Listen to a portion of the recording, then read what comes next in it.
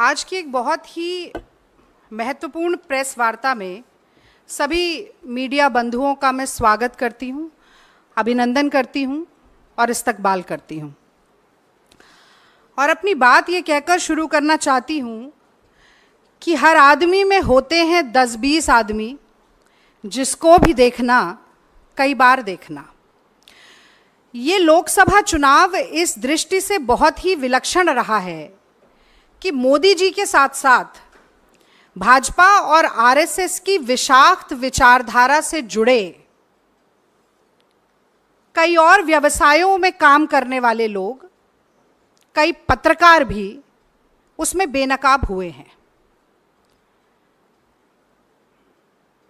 मुझे लगता है कि आज की प्रेस वार्ता इसलिए भी महत्वपूर्ण है क्योंकि एक पत्रकार की बेटी होने के नाते बचपन से मैं ये सुनती आई हूं कि खींचो न कमानों को न तलवार निकालो, अगर तोप मुखातिब हो तो अखबार निकालो।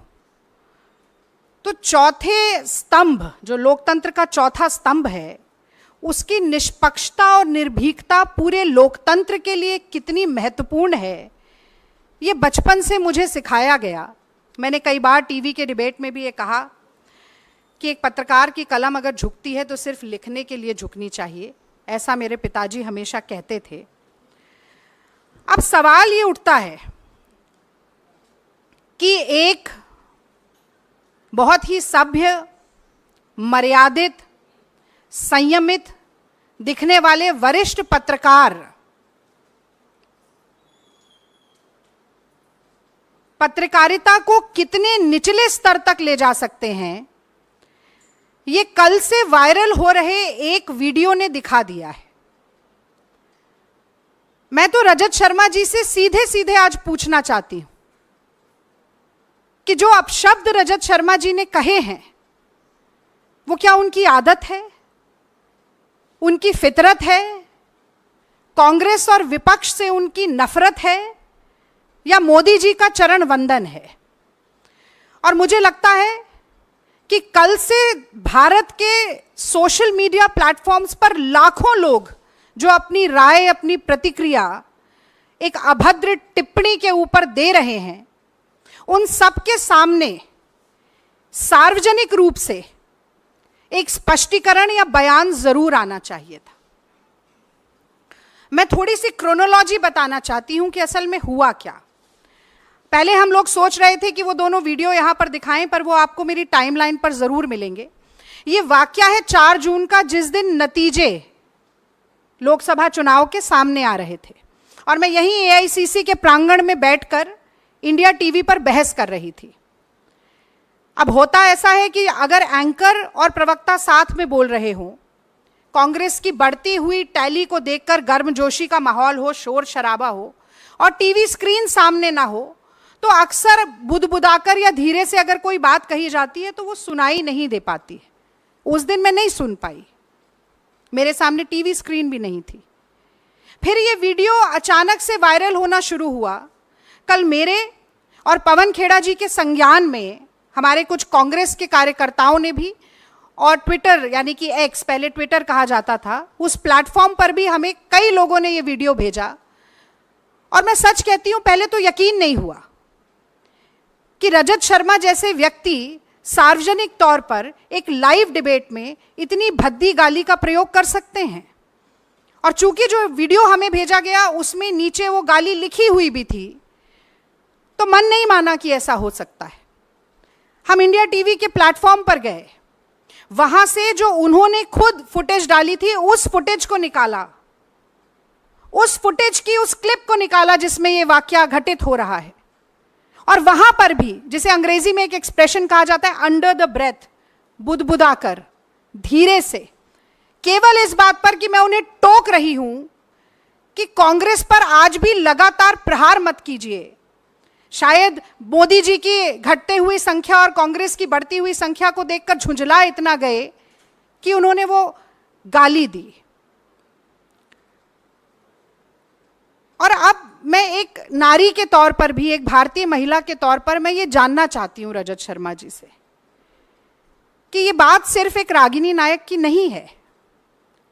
मैं 10 साल से ईमानदारी से अपनी पार्टी का पक्ष टीवी पर रख रही हूं। आप पत्रकार होते हुए भी भाजपा का पक्ष रख रहे हैं। मोदी जी के साथ जो आपका इंटरव्यू हुआ वो सबने देखा, किस तरीके की बातचीत उसमें हुई, सबने देखा। मेरे माँ बाप, मेरे बूढ़े सास ससुर, मेरे बच्चे, सब वो वीडियो देख रहे थे। कांग्रेस के लाखों करोड़ों लोग, इस देश की जनता वो वीडियो देख रही थी। आपने मुझे गाली दी सिर्फ इसलिए कि मैं ईमानदारी से अपनी पार्टी का काम कर रही हूँ, इसलिए कि मैं ईमानदारी से अपनी पार्टी का काम कर रही हूँ। और सिर्फ गाली नहीं दी, उसके बाद सुबह आपने मुझे धमकाना शुरू किया। आपने कहना शुरू किया कि अगर प्रेस कॉन्फ्रेंस किया जाएगा तो डेफेमेशन का केस करेंगे। मतलब आप चोरी करें, उसके बाद आप सीना चोरी करें। आपको लगता है कि धमकाने से हम डर जाएंगे?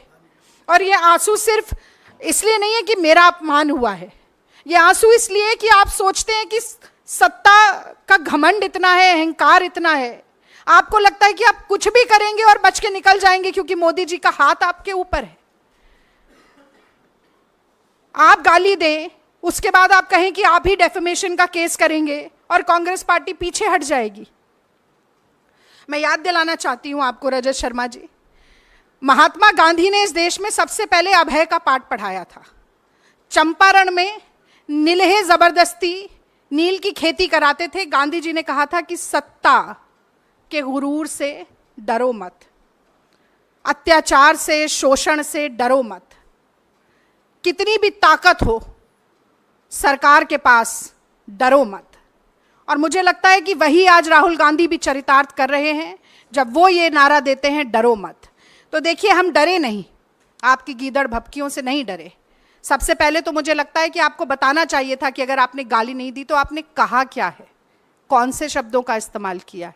वो आपने नहीं किया क्योंकि न सिर्फ आपका मुखौटा हटा है, बल्कि आपके मन में कितना मैल है, कितना जहर है, कितना गुस्सा, कितना क्रोध, कितनी घृणा है, वो सब आज कहीं ना कहीं बाहर आया है। तो आज विलंब हुआ, हमने सुबह 12 बजे प्रेस वार्ता रखी थी। उसके बाद ये क्रिमिनल कंप्लेंट हमने लॉन्च की है, ये आपसे हम शेयर करेंगे। 2 sections, section 294 and section 509 of the IPC.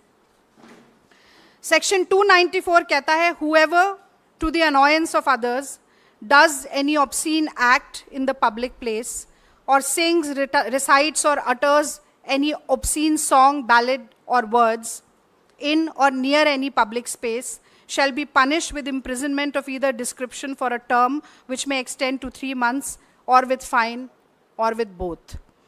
और दूसरा section 509, outraging modesty of a woman.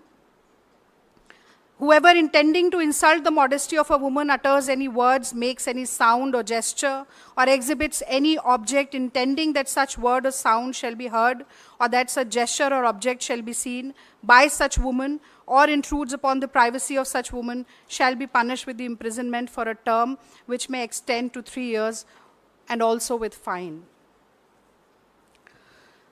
तो आपकी धमकियों और गीदड़ भभकियों से आपने चुप कराने की कोशिश की, खामोश कराने की कोशिश की।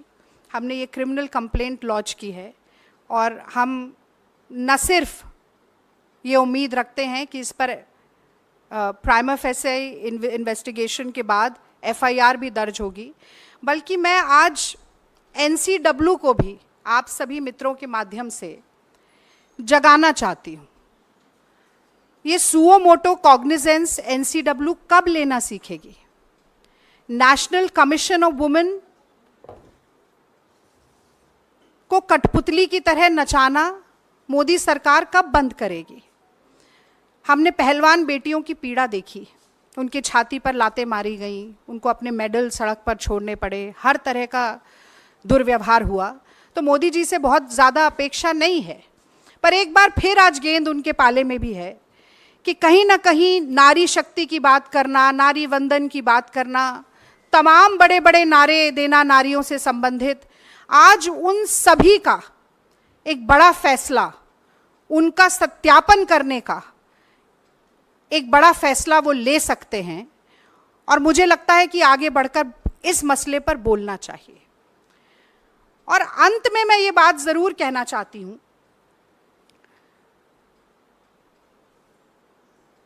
कि हमने पिछले 10 साल में देखा, विपक्ष के प्रवक्ताओं की घेराबंदी होती थी, विपक्ष के प्रवक्ताओं को कम समय दिया जाता था टेलीविजन के डिबेट पर, विपक्ष के प्रवक्ताओं को बहुत सी बार म्यूट कर दिया जाता था, भाजपा के प्रवक्ताओं को कवर फायर मिलता था एंकर की तरफ से।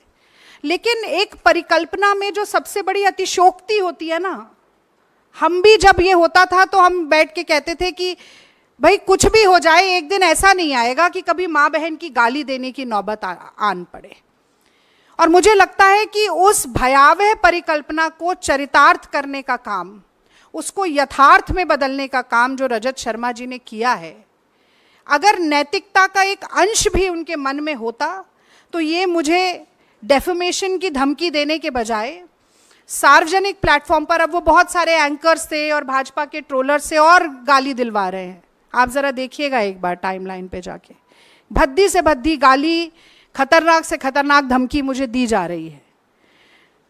तो मुझे अपेक्षा ये थी कि वो आकर ये बात कहते, बताते, स्वीकारते और माफी मांग लेते, खत्म हो जाता कि मेरे मुंह से निकल गया, नहीं बोलना चाहिए था, या कम से कम ये बताते नहीं कहा तो क्या कहा। तो ये जो घमंड है, ये जो धृष्टता है, ये जो अहंकार है, ये जो अहम है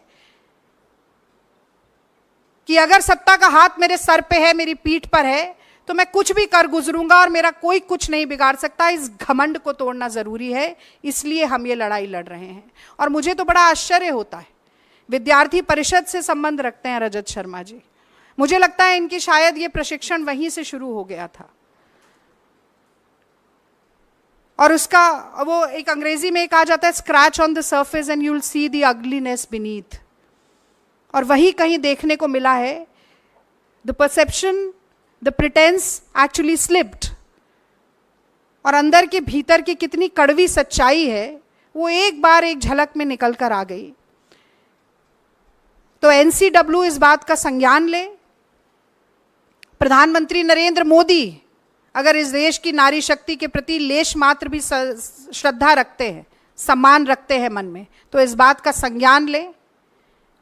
और रजत शर्मा जी सावगोई के साथ आकर जो 2 सवाल मैंने पूछे कि आपने क्यों कहा, और अगर नहीं कहा तो क्या कहा, ये धमकियां देने के बजाय ये बात आकर बताएं, क्योंकि आपकी अदालत तो बहुत लंबे समय तक करते रहे, आज जनता की अदालत में वो खड़े हैं। और मुझे लगता है कि ये सिर्फ रागिनी नायक का अपमान नहीं है, ये पत्रकारिता पर एक बड़ा लांछन है। आज पत्रकार साथी अगर एकजुट होकर नहीं कहेंगे कि ये गलत है, नहीं होना चाहिए, तो आज एक रागिनी नायक के साथ हुआ है, कल किसी और के साथ होगा।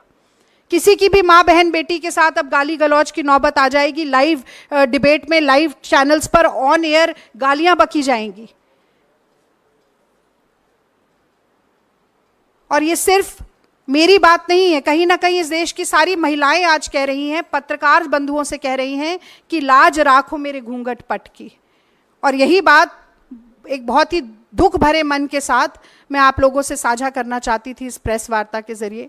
यदि कोई भी सवाल आपके मन में है, आज इसी विषय पर बोलूंगी, तो जरूर मैं जवाब देना चाहती हूँ।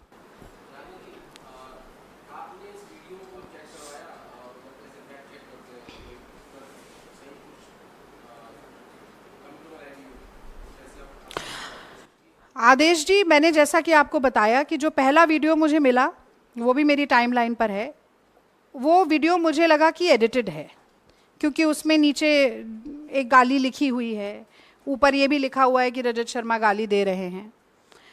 पर उसके बाद इंडिया टीवी ने जो लाइव शो अपने ही प्लेटफॉर्म पर शेयर किया, उसमें से वही फुटेज लेकर हमने वो सेक्शन, वो पार्ट, वो क्लिप आपको दिखाई है। अगर वो मॉफ्ड है तो इंडिया टीवी अपने ही सीनियर मोस्ट एडिटर की मॉफ्ड वीडियो क्यों शेयर करेगा? वो किसी और प्लेटफॉर्म से नहीं ली गई, उसके साथ कोई छेड़खानी नहीं की गई। और जो आप जांच की बात कर रहे हैं, मुझे लगता है ओनस ऑफ प्रूफ इस वक्त परपिट्रेटर पर है, अग्रेसर पर है, जिसने गलती की है उसके ऊपर है। तो अगर ये जांच की मांग होती है, वो जांच करवाएं ना, वो मांग कर रहे हैं। ना हाँ कह रहे हैं ना कह रहे हैं। उन्हें लग रहा था कि एक लीगल धमकी देंगे और सारी बात खत्म हो जाएगी। ऐसा हुआ नहीं। अब ये क्रिमिनल कंप्लेंट भी है, तो ये हम बीच में छोड़ने वाले नहीं हैं, अंत तक इस लड़ाई को लेकर जाएंगे।